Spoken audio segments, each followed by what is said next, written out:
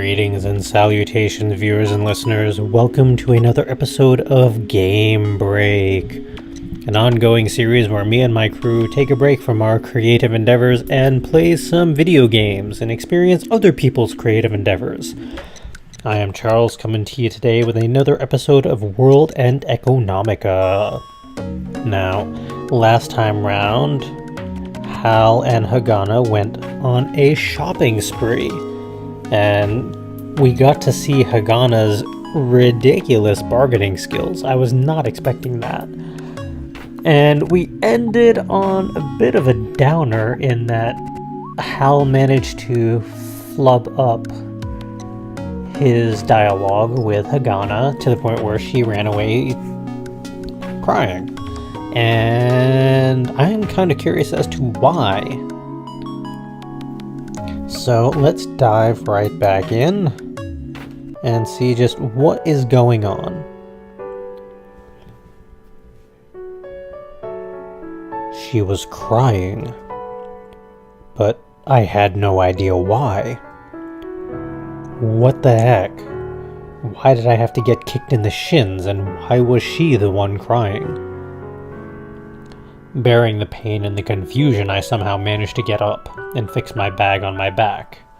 It was then that I noticed. There were mool bills scattered all over the corridor. It was the 41 mools I shoved in her bag. I sighed while picking up the crumpled bills and stuffing them back in my pocket. Just how bad was her childhood or previous history that giving her basically 2 20s and a 1 and saying, hey, it's no big deal, I can afford it, is gonna do that? What the heck just happened? My shins were in pain and the sun was setting.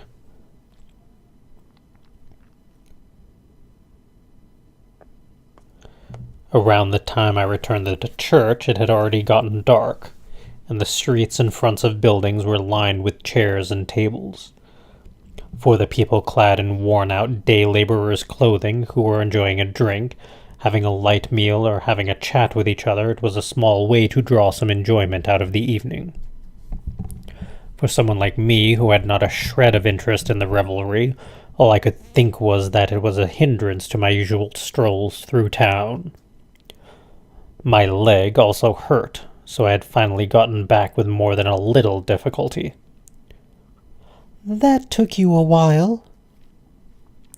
The church door had been bolted shut, so I pressed the intercom and had Lisa let me in. After opening the door, Lisa had a bewildered and shocked expression on her face, as if something very strange had happened. As I entered the spacious and empty church, the door behind me closed. So, why did you make Hagana cry? Lisa sighed as she asked me that question. Just as I had finally gotten back, to be questioned just like that was enough to make me want to start crying too. Like hell I'd know. Huh? Are you hurt? Of course. Jeez. This is what happened after she lashed out and kicked me in the shins out of nowhere. Looking at my leg, Lisa said nothing as she touched her own shin. Look, I have no time to be angry about it.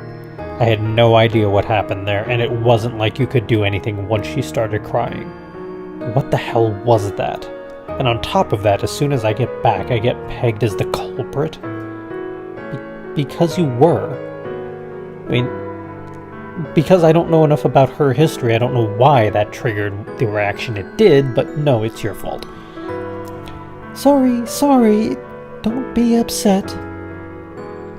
As I kept talking, Lisa tried to alleviate the situation. She placed her hands on my shoulders and apologized sincerely. I tried to shake her off, but Lisa nevertheless held tight and looked at me silently. She was rather good at that stance. Staying mad had started feeling silly, so I sat down on the couch. But even you would be at first concerned about her if a girl started crying, though. Right, Hal? As irritating as it was, Lisa's reasoning was sound, so all I could do was nod in agreement. Besides, I don't know what's going on either. I had totally thought you two would be coming home all friendly and such. Huh? At my rather displeased response, Lisa was taken aback. Calm down. She then put the palms of her hands together and looked to me. But Hagana didn't thank you? A dubious look crossed my face at Lisa's words, and the crease in my brow looked like it was going to twist itself. Huh? Thanks? There's no way she would have done that. And for what, anyway? Huh. Hey, what happened? Lisa also had a dubious look on her face as she asked. I sighed and answered her back. I don't know. When we went clothing shopping, Hagana really laid down the hammer, haggling the price down, and when I was going to pay full price for my share, she insisted on giving me back the difference of the haggled price. But I didn't really do anything to deserve it. I said I didn't want the money after her unbelievable haggling. And then she kicked me in the shins.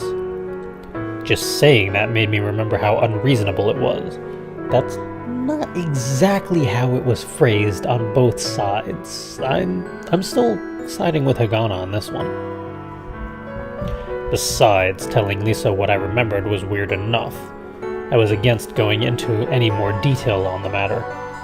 Nevertheless, it seemed that just listening to me was giving Lisa a headache as she rubbed her temples. Then she sat in a chair facing me, leaning back, and spoke.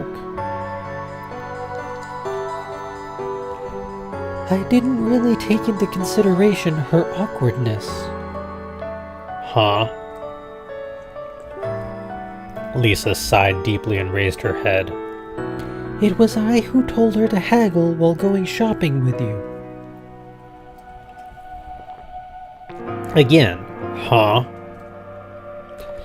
She is really good at that sort of thing, but I see, of all things that happened... Wait, I don't understand what you mean. Sorry, I'll start from the beginning. After saying that, she looked behind her as if she had noticed something. Then she got up, opened the door to the main part of the building, and surveyed the other side. After that, she closed the door quietly, came back, and started talking. Well, remember what happened when Toyama came here? Yeah. Toyama was probably really angry, right? Yeah, that was really something. He has a daughter that is about Hagana's age, but they don't really get along. On the moon, moneylenders are also looked at disdainfully. Probably because of that, they stopped talking to each other. Wow, that's unfortunate. It's true, despite what he does, he really is a good person. So I wouldn't have been surprised if he had actually hit her. But you came in, took care of the interest payment, and saved the day, didn't you? Oh no. And besides, Hagana wanted to hide that from me, and you did end up going along with her plan. Oh no. After that, I then asked Hagana, did you thank him properly? Oh no. That's certainly what Lisa would say, and I imagined Hagana's reaction. You're probably imagining it exactly right. I guess so. But it was true that you helped her out there, and I told her to properly thank you. Okay then, what about all that haggling? Yes, she's rather good at it after all. I told her to thank you by haggling over prices since she probably didn't have any more money left. That's why, well, you may not like the idea of it, but Hagana was probably in high spirits about it. Lisa's seemingly apologetic words were in actuality swirling around in my mind. It was true that Hagana's way of haggling was strange despite her harsh personality. If she always haggled that way, someone like Lisa would have warned her by now. No, well, it really was pretty bad. I wouldn't be able to go back to that shop. That bad? Jeez. Lisa put her hand over her forehead, perhaps wondering what else could be done. On top of that, though she was the one haggling, without saying another word, she just handed me the difference. Certainly, anyone would refuse it. You're right. You weren't in the wrong. If anyone was wrong, it would be me. Wait, what?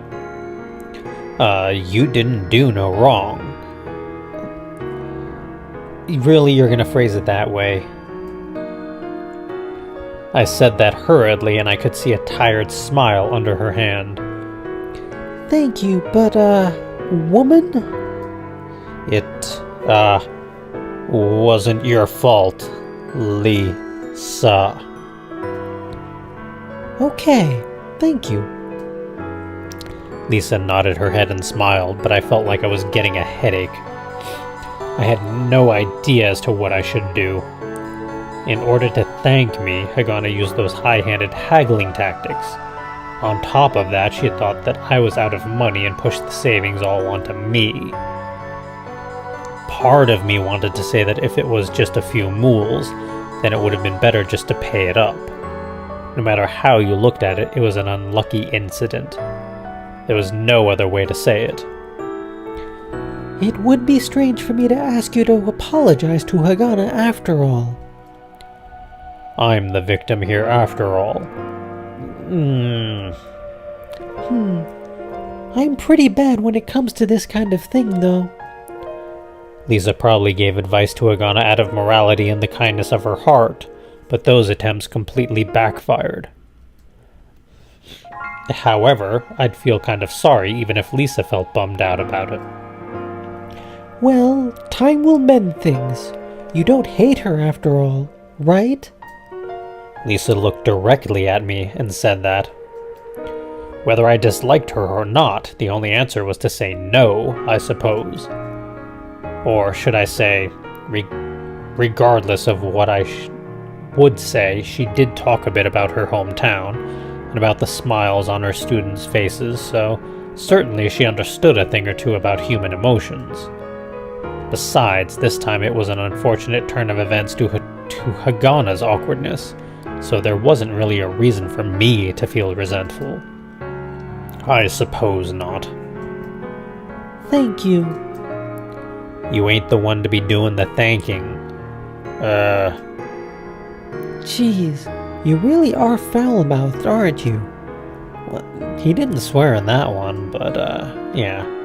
Lisa laughed sarcastically as she stood up from her chair. But, well, that was it. Ah. Well, why don't we get some food? You're hungry, right? Lisa smiled as she extended a hand towards me. I took her hand and stood up. What I felt in my mind was like the mental equivalent of a bad aftertaste. And I felt disappointment, as it would be pointless to propose the idea of financial engineering to Hagana. That night, with the registration deadline looming, I signed up for the investment contest. Even on my own, I should have a chance at it. As I thought about how I didn't necessarily have complete confidence in myself, I soon fell asleep.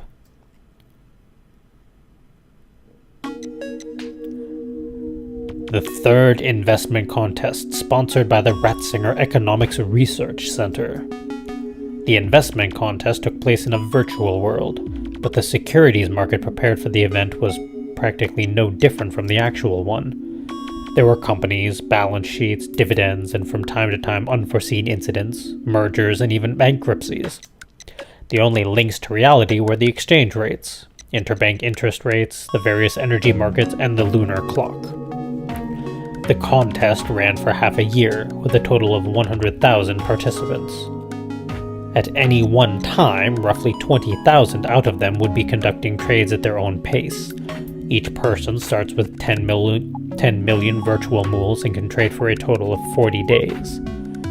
To qualify for the event, there was a system where contestants were selected one by one. God damn it. Sorry. To qualify for the event, there was a system where contestants were selected one by one, either by the Economics Research Center or by a supporting investment bank. And thus, many of the contestants invited in the early days of the contest had already finished their trading and had their performance evaluated. The performance results were broadcasted and updated in real time. Currently, the top-ranked participant, who went by the handle Mr. Trosh, managed to earn 45 million mools in 19 days of trading. Information from the Economics Research Center mentioned that many big-shot investment pros also participated for the fun. So it was rumored that Mr. Trosh might have been a top-of-the-league fund manager, or someone from the proprietary trading division in an investment bank.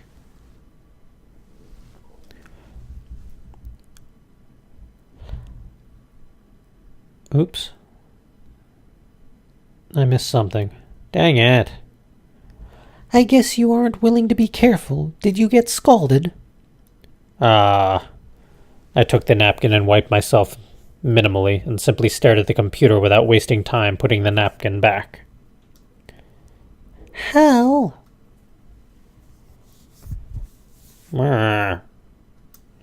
Lisa's loud voice brought me back to reality. Did you get scalded? She laughed cheerfully as she looked at me. It was enough to get my heart pounding, as I had my hand on my chest when I realized that the napkin was still in my hands before I gave it back to Lisa. So, did you get scalded? No, I'm fine. No matter what you are doing, it can wait till after you finished eating. The clanking sound of tableware brought me once again back to reality from the screen of my computer. Knowing the waste of time it would have been to argue, I stuffed my face with what was left, then replied, "Thank you for the food." Jeez. I could see her say that in disgust from the corner of my eye as I put down the tableware. The investment contest ran on lunar time and was open only during when the lunar stock exchange was open. In other words, were I to have put all my energy into this contest, I would no longer have time to do my actual trading. However, I only had 70,000 mools compared to the 200,000 that would go to the winner. And they even said that the top-ranked contestants would be headhunted by Schrödinger Street. If that were the case, then instead of losing money slowly like I'd been doing recently, trading virtual money and diving straight into the more rewarding contest was the right thing to do. Besides, looking around on the web, it seemed that the price fluctuations and behavior of stocks traded within the contest, although fictional, supposedly were no different from the stocks of actual companies. While I wasn't sure if this was the case, some kind person in their spare time did make and upload a table correlating the virtual stocks with real ones. Looking at the corresponding stock movements on a graph did make them look very similar. For now, I had downloaded the table and saved it. And without even taking my eyes off the screen as my hand searched for my coffee cup, I ended up knocking it with the backside of my hand. Will you stop that? While Lisa was being annoyed, I picked up the coffee cup and ducked my head down as I sipped it. Jeez, that's right. Hagana. I would have returned my focus to the computer as usual, but somehow the mention of Hagana at the end of her sentence had caught me off guard. Despite my head being filled with all things concerning the investment contest, the events from yesterday came to mind again. Today I need to help with the lecture at the university, so I won't be around. You better be sure to eat lunch, okay? Hearing no response, I took a quick sidelong glance. I could see Hagana with her usual sour expression turn away and nibble at her bread. I'm waiting for an answer. Lisa's smile. Hagana had stopped munching on her bread and turned hesitantly toward Lisa. It appeared that whether there was a need to eat lunch or not was a point of contention with Lisa. But then again, when I would be immersed in trades, I would not have any time to eat lunch. Hagana was immersed within the understanding of the mathematical proof in her own way, so I could understand the reason to not be bothered. However, when Lisa was fine with that, or not, was an entirely different problem. I will make lunch for you. You make sure to eat it, okay? Your answer... Silence.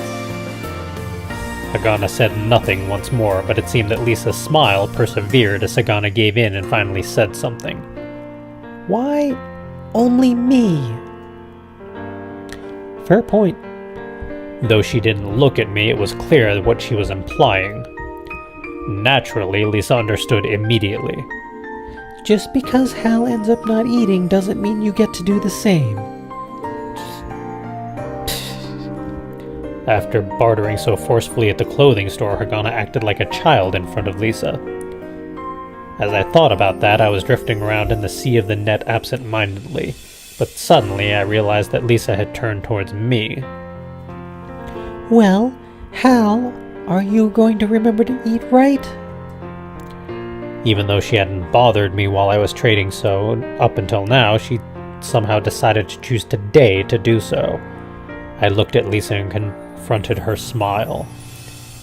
It was a smile in poor taste. Is this going to cost me extra? Flabbergasted, she sighed in response to my desperate reply. Of course not. It's important for your growth to eat every day. If you don't, you won't get any taller. Whatever. I wasn't that short for my age, but if I had to be honest, I'd say I was a bit on the smaller side.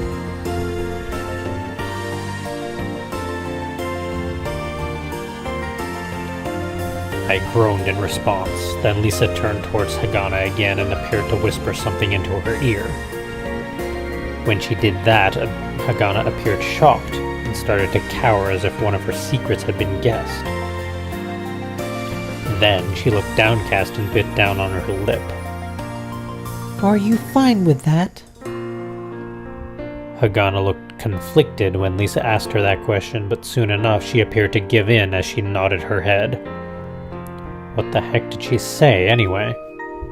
I was perplexed until Hagana looked up slightly. It was clear what she was looking at, so I was able to hit upon a theory. Or should I say, after looking awkwardly at Lisa's assets, I looked down at her chest.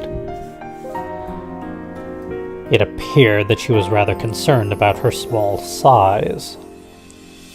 Well, it was true that Lisa's chest was rather plentiful, and I suddenly realized that Lisa was looking at me as I had decided to take a gander myself.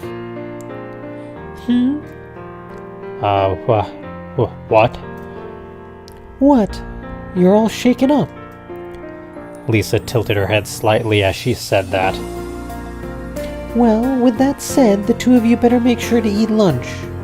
However, I also won't be happy if the both of you hide in your rooms and eat. Oh, sneaky. You two better eat here together, understand?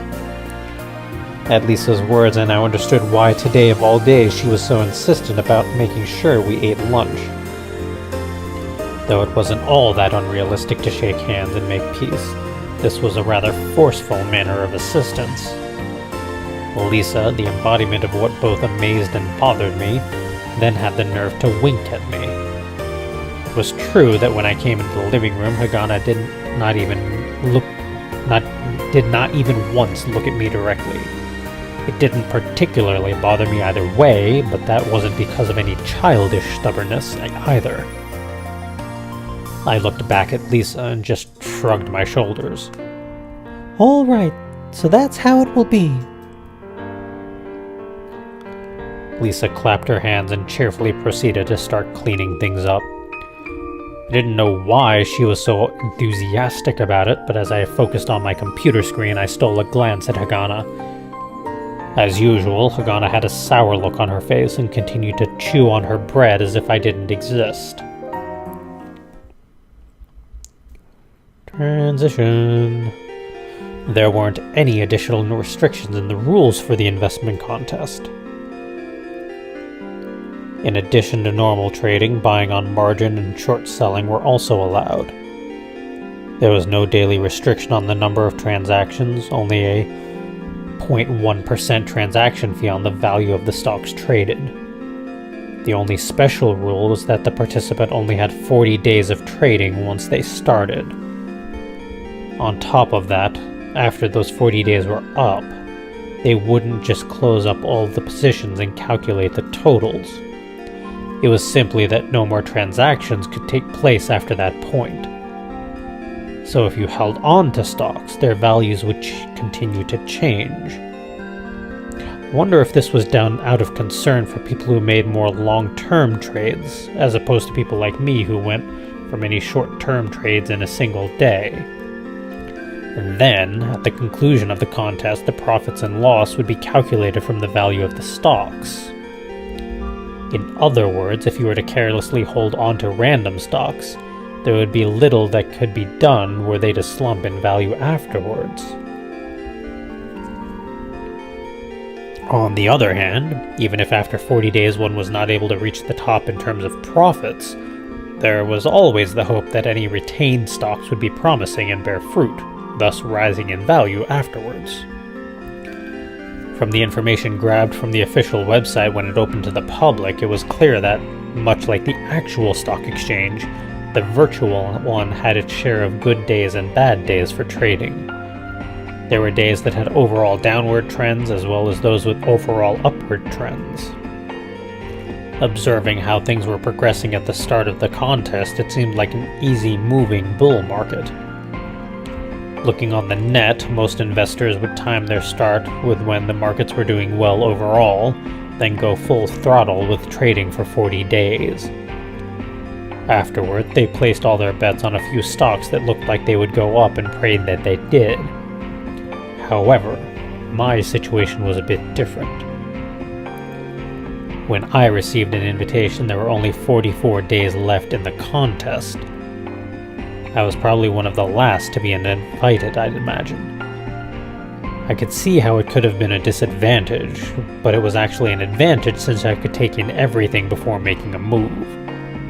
Furthermore, unlike the real markets, it was hard to get a feel for the virtual markets in the early days of the contest. In their spare time, a bunch of kind contestants collected and published data about various aspects of the contest. Furthermore, there were contestants who'd chat amongst themselves. From their conversations, it appeared that there were many long-term investors in the early days of the contest, and more short-term traders were called to the contest in the latter half. I was a more extreme version of the latter, which may have been why I got called up at the last minute. Besides, for the most part, I didn't mind the feel of the market. When the whole market felt like it was down, I would look for stocks that had over-deprecated and pick them up at a discount.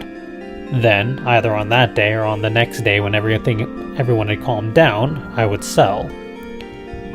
If the market was on an upward trend, I'd just ride the wave. There were many methods when it came to trading, but I traded using the simplest of strategies. I had been doing ridiculously well just by employing that strategy. After complaining about how you've been losing money here and there on bad days. So this time around, I just had to keep going as I had been. Although I looked confident in my plans, I didn't feel like starting my trades right away. Doesn't look like it will work. I mumbled that to myself in front of my computer. were I to begin trading, then my 40-day period would start. No ifs, ands, or buts. I didn't have time to hesitate, but I really was hesitant and couldn't bring myself to press the button to start trading. If this contest were exactly the same as the actual market, then proceeding as normal would have probably produced the same results. I heard the contest was not conducted annually, but rather on an irregular schedule. I also heard that this contest was part of an experiment to see if the real market could be reproduced. Since the beginning of time, there has yet to be someone who could unlock the secrets of the market. Even the greatest investors out there of infallible logic and reasoning, even Mr. Infallible himself, could still lose big. If the experiment were to succeed, it would be the equivalent of unlocking the secret to alchemy. Of course, investment banks and funds were a bit more realistic than that, and it seemed that they basically used this as a means to fish for talent. Even to an onlooker like me, it didn't look like the organizers were a monolithic entity. It appeared that the lunar government also had its hands in this, so perhaps there was some reason known only to grown-ups that the contest was held irregularly. In other words, it wasn't clear whether or not there would be another time. If that were the case, then there wouldn't be another chance to win the top prize and get scouted for Schrödinger Street. Thinking about that, I couldn't move carelessly. Failure was not an option. That was why I was monitoring the actual market and the virtual market at the same time. But what should I do at this late hour? I didn't feel like using the computer while sitting properly at the desk, so I placed it on the floor and sat cross-legged in front of it. I mumbled to myself as I sat cross-legged, then placed my hands behind my head before looking up and falling backwards. If I had a different method. While I looked at the ceiling, I went over what I knew about the various methods of trading. There were three main techniques when it came to trading stocks. Given that owning stock was basically owning a piece of the corporation, one technique focused on the basic principle that sound corporations would rise in value while bad ones would drop. Looking over the minute financial details of a corporation's performance and examining the products they manufactured before investing was a fundamental way of trading. The second technique was to ignore such fundamentals and focus solely on the price fluctuation of a stock to gain maximum profits. This was a trading method that relied heavily on plotted graphs of stock price changes on charts, utilizing that movement to make a trade. Analyzing the previous charts of countless companies, one could predict whether a stock would likely rise or fall given the curves. This was called technical analysis. The third technique was based on the assumption that stock movements were essentially random, and it was impossible to predict people's actions. There was apparently some statistical results stating that there wasn't much difference in performance between people sweating it out looking on companies' performances, staying up all night to analyze charts and choose stocks to trade, and monkeys throwing darts randomly. That's rather disconcerting. They asserted that the price fluctuations of stocks are random, and thus they were called random walkers. In my case, I focused on the good merits of all three techniques. I took news about a particular business into consideration and made predictions based on the stock prices fluctuations, but even then it was hard to say what would happen to the stock price, so in the end I would rely on intuition before trading. At first it was amazingly efficient, and even I wondered if I wasn't some kind of genius. Certainly there had been times where, despite my confidence, I had purchased stocks that had dropped in value and, thinking it was a bad situation, had relinquished them only to watch them skyrocket in value afterwards. Overall, I had done well, but even though I had faith in my trading methodology, losses started cropping up soon enough and my mind began to fill with doubt. Was what I was doing really the right way? Trying to take the good points of all three methods was meaningless, as it was really more about which one method of the three was the better choice. What bothered me and made me hesitant, in other words, was this. Thus, when I heard about Hagana's mathematical skills, I realized that there was the possibility of a fourth method of trading. Using mathematics to make predictions of the future was commonplace in physics. For example, if you were to go visit the service page of the orbital elevator, there was a prediction as to when and where the orbital elevator would collide with the garbage floating around Earth. The time delay it would have on service and the danger level were then displayed. Estimates by the space station took into account pieces of garbage larger than the tip of your thumb. If there was the possibility of anything large colliding with it, it would be destroyed with a laser or caused to fall back to Earth. Up until now, there has not once been a major accident or error. It could be possible to perfectly predict the movement of tens of thousands of pieces of garbage, no larger than the size of your thumb, as it orbited the Earth at several kilometers per second. There would be no reason that such precise calculations could not also be used to predict the price fluctuations of stock.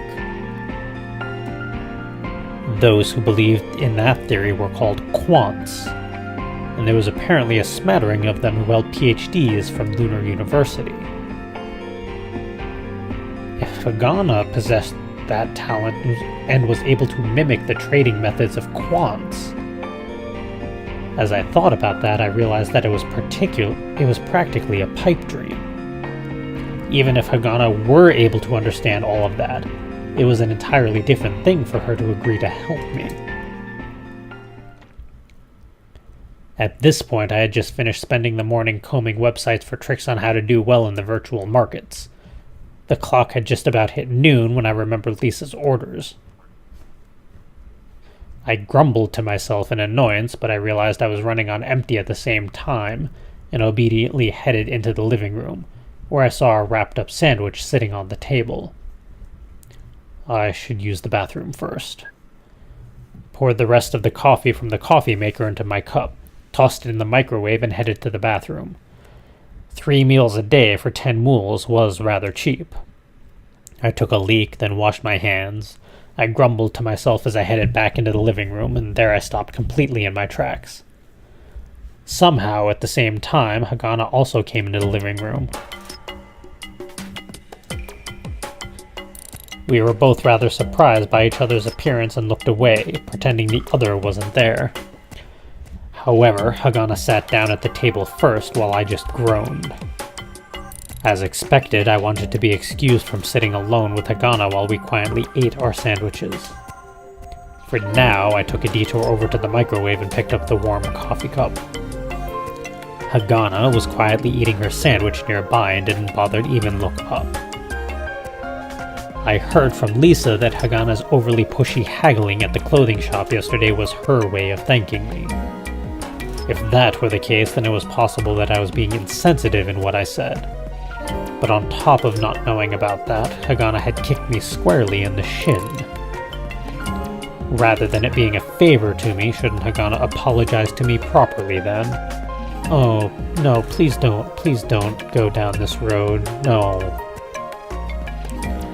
That's what I thought, but judging from the silent Hagana's mood, I could sense her anger pretty clearly. Was I so wrong? I wanted to ask her. I guess Hagana might just be more of a princess type after all. I shrugged my shoulders as I sipped on my coffee, and I headed back to the table as I thought about taking the sandwich back to my room to eat. It was at that moment that I was aware of Lisa's computer, which sat in a random spot on top of the sink. A pinhole camera, the kind you use for video calls, was powered on and pointed directly at the table. She would go that far. In my mind, I was disgusted by this, but I honestly had to tip my hat to her for going to that length. Besides, if I took a deep breath and thought about it, though we were all living together under one roof, thinking about how long I'd have to stay here did depress me. In such a confined space, whether it was the toilet or the bath, chances are I'd run into her rather often. It was annoying to think there would be an awkward silence between us each time. I didn't think I had done anything wrong. Hagana was wrong, if anything. Nevertheless, I was determined that this was where I should show my sincerity as a man. Coffee cup in hand, I returned to the table. I figured sitting directly diagonally from Hagana's chair would be the farthest point from her. The sandwiches were placed carefully on a plate in the center of the table.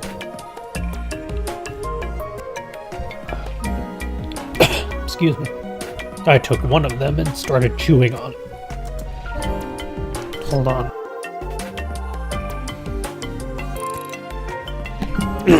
Excuse me. It appeared to be handmade by Lisa. At least the ingredients were certainly very grown up. There was tuna with leafy greens and peas, and there was lean meat in between.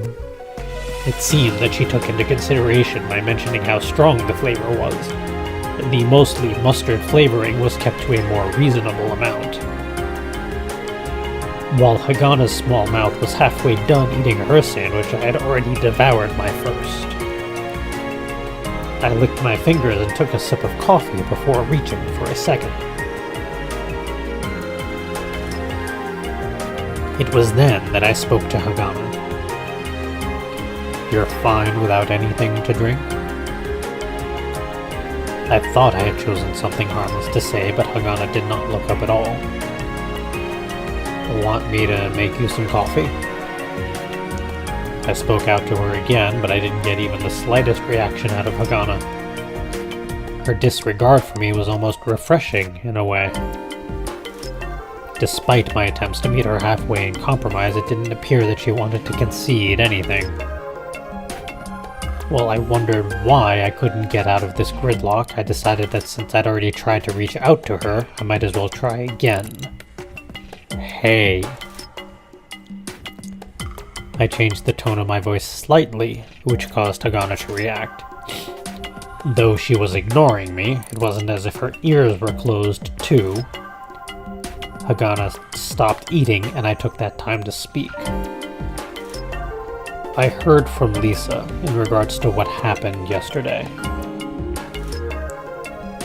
Hagana did not respond, nor did she look up. "It was your way of thanking me, right?" Hagana did not reply, as expected. However, she did go back to eating her sandwich. On top of that, she was eating more quickly than before. How should I say this? I didn't know about that, and I spoke without thinking. Ah! That's not what I wanted to push. Come on, I wanted to read that. I then wondered how I ended up rambling like this, and I was fishing for words to break the deadlock. And at that moment... "Shut up!" Hagana replied with a simple phrase. I was completely taken aback, and I stared at Hagana. Hagana stared at the table as if something bad about her was written on it. And then, after a short period of time, she started eating her sandwich again. And this time, she was going even faster than before. It was clear that she was angry. No, wait a sec. While I was left dumbfounded, it was as if I felt some sort of major premonition. I'd lose my cool in the next few moments, I thought to myself, as if it were some sort of weather forecast. If nothing else, Hagana's actions were uncalled for. I don't get it. I said shut up. What? Wham! I could feel the hairs on my temples standing on end. Huh? Why do you say that anyway? You are the one who kicked me without reason, and I'm already in a worse position. So what is with that? Hagana did not look up. Surprisingly, the hand that held up her sandwich stopped moving. I took a deep breath to hold back the impulse to toss the coffee cup in my hand, but the anger in me did not abate. I glared at Hagana and spoke. And back on that subject, it was you who was wrong for all that unreasonable haggling. According to what Lisa said, it was the result of Hagana being a bit too enthusiastic about doing it. But if there was no ill will, and all could be forgiven, then there would be no hardship in the world. But Hagana didn't say anything else. After finishing her sandwich, she stood up from her chair. And then she looked at me with anger and disdain and spoke. You don't even work. On hearing those words, for a brief moment I forgot about my anger and just replied with a question. Huh? Did you steal money from your mommy before you ran away from home? Is that why you put on airs about having money? Ooh. The malice in Hagana's words was way too clear. But those words were so unexpected that I couldn't stay angry. You don't work, and you're on the computer every day, and who are you pretending to be by paying off that interest? I was dumbfounded as I looked back at Hagana. I was not working?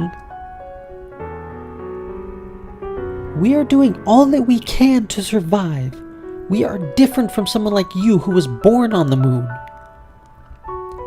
That was one thing I didn't want to hear from someone who came from Earth. Hagana fired off those words one after another. Lisa is way too nice. I don't know why she would protect a punk like you. And then, even though it looked like she still had something to say, it seemed like she was so overcome with emotion that the words didn't come out. Hagana looked pained as she knitted her brow, then suddenly turned away and left the table. Wait. I called out to her reflexively, but Hagana did not turn back. Just like that time at the clothing store, Hagana did not look back at all and left the living room. Before long, I could hear the door to her room close. Once again, I was left there, dumbfounded. But at least it wasn't like that time at the clothing store when I had no idea what was going on. I remembered the look in Hagana's eyes when she said that I didn't work. That was the look that stuck out in my mind when I first came here. That was the source of Hagana's crabby attitude, it seemed. What was going on in her mind was that she came to the moon because she was bought, and that she also financially burdened the place she fled to after running away from home. On top of that, even with her mathematical ability which she used to teach children, she was probably dismayed that she couldn't help solve their fundamental problems. And that same Hagana, who saw me on the computer every day in the church, probably saw me as a punk kid who just played around all day after running away from home. I probably looked like an example of a lunar-born, lunar-raised idiot whose mind had gone slack from the low gravity. Knowing that now, how Hagana was acting didn't seem all that unreasonable. I wasn't really angry about anything at that point. That didn't quite settle the problem, though. For example, should I go to her room and knock on her door in order to tell her that it was all a misunderstanding? The fact that I was making a huge profit on the stock market and not actually playing around on the computer? Should I say that she shouldn't misunderstand me? And after I said that, Hagana would open her door, show understanding, and apologize. Of course, I didn't imagine that would be the case. I just figured it was impossible given Hagana's stance. With everything, it was a matter of timing. You couldn't undo what was already done. I've learned that many a time from trading stocks. I scratched my head and sighed. I realized that it didn't really matter whether Hagana liked or hated me, but it really wasn't a good feeling for her to have animosity towards me due to a misunderstanding. To say nothing of Hagana's supposed mathematical genius, which I couldn't use in this case. If that genius could be utilized, it would be a happy outcome for both myself and Hagana. However, until this misunderstanding was resolved, it would be difficult to get her assistance. I leaned back as my whole body felt exhausted from this, and then I turned towards the computer on top of the sink. I couldn't imagine that she was spying on all this from somewhere, but it's possible that she just left the power on and that nothing was being recorded. Thinking about Lisa's personality, it would be fitting for her to make such a mischievous threat.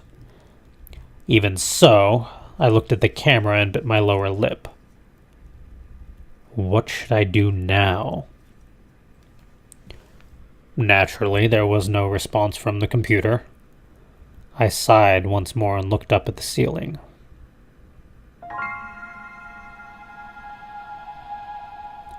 And I think we're going to leave that there for this episode. We're going to have to find out just how he deals with this next time round. I hope he figures out a way to broach all this with Hagana and figure things out, because this makes more sense now that we've gotten her perspective on it. But now we need to fix it. But not until next episode. Thank you all for joining me. As always, hit that subscribe button. Check out all the other game series that we're doing at the moment. And until next time, go be creative.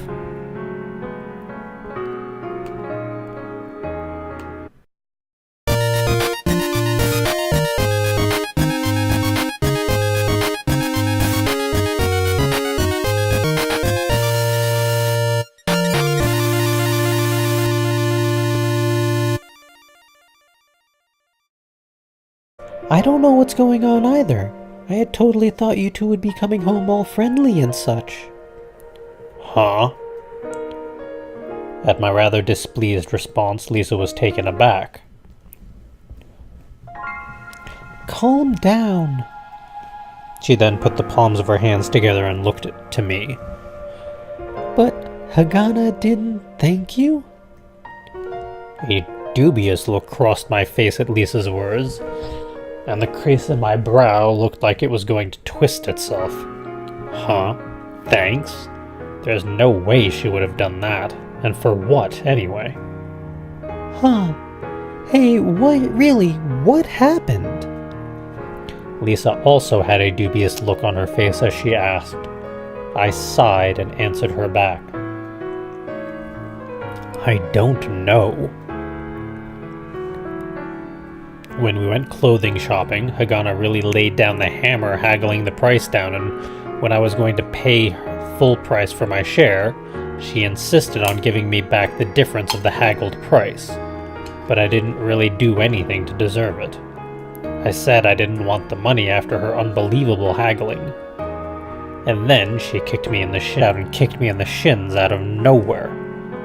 Looking at my leg, Lisa said nothing as she touched her own shin. Look, I have no time to be angry about it. I had no idea what happened there, and it wasn't like you could do anything once she started crying. What the hell was that? And on top of that, as soon as I get back, I get pegged as the culprit? Because you were. I mean, because I don't know enough about her history, I don't know why that triggered the reaction it did, but no, it's your fault. Sorry. Don't be upset. As I kept talking, Lisa tried to alleviate the situation. She placed her hands on my shoulders and apologized sincerely. I tried to shake her off, but Lisa nevertheless held tight and looked at me silently. She was rather good at that stance. Staying mad had started feeling silly, so I sat down on the couch. But Even you would be at first concerned about her if a girl started crying, though. Right, Hal? As irritating as it was, Lisa's reasoning was sound, so all I could do was nod in agreement. Besides, I had no idea why. What the heck? Why did I have to get kicked in the shins, and why was she the one crying? Bearing the pain and the confusion, I somehow managed to get up and fix my bag on my back. It was then that I noticed. There were mool bills scattered all over the corridor. It was the 41 mools I shoved in her bag.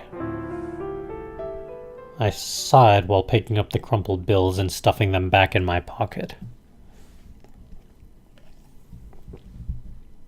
Just how bad was her childhood or previous history that giving her basically 2 20s and a 1 and saying, hey, it's no big deal, I can afford it, is gonna do that? What the heck just happened? My shins were in pain and the sun was setting.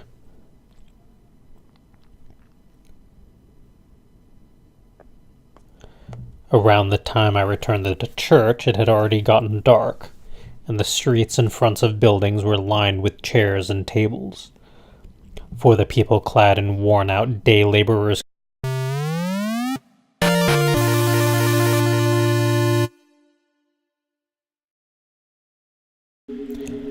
Greetings and salutations, viewers and listeners. Welcome to another episode of Game Break, an ongoing series where me and my crew take a break from our creative endeavors and play some video games and experience other people's creative endeavors. I am Charles, coming to you today with another episode of World and Economica. Now, last time round, Hal and Hagana went on a shopping spree, and we got to see Hagana's ridiculous bargaining skills. I was not expecting that. And we ended on a bit of a downer in that Hal managed to flub up his dialogue with Hagana to the point where she ran away crying. And I am kind of curious as to why. So let's dive right back in and see just what is going on.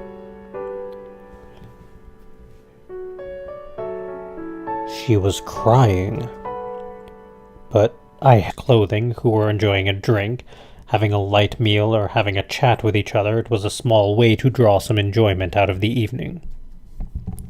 For someone like me, who had not a shred of interest in the revelry, all I could think was that it was a hindrance to my usual strolls through town. My leg also hurt, so I had finally gotten back with more than a little difficulty. That took you a while. The church door had been bolted shut, so I pressed the intercom and had Lisa let me in. After opening the door, Lisa had a bewildered and shocked expression on her face, as if something very strange had happened. As I entered the spacious and empty church, the door behind me closed. So, why did you make Hagana cry? Lisa sighed as she asked me that question. Just as I had finally gotten back, to be questioned just like that was enough to make me want to start crying too. Like hell I'd know. Huh? Are you hurt? Of course. Jeez. This is what happened after she lashed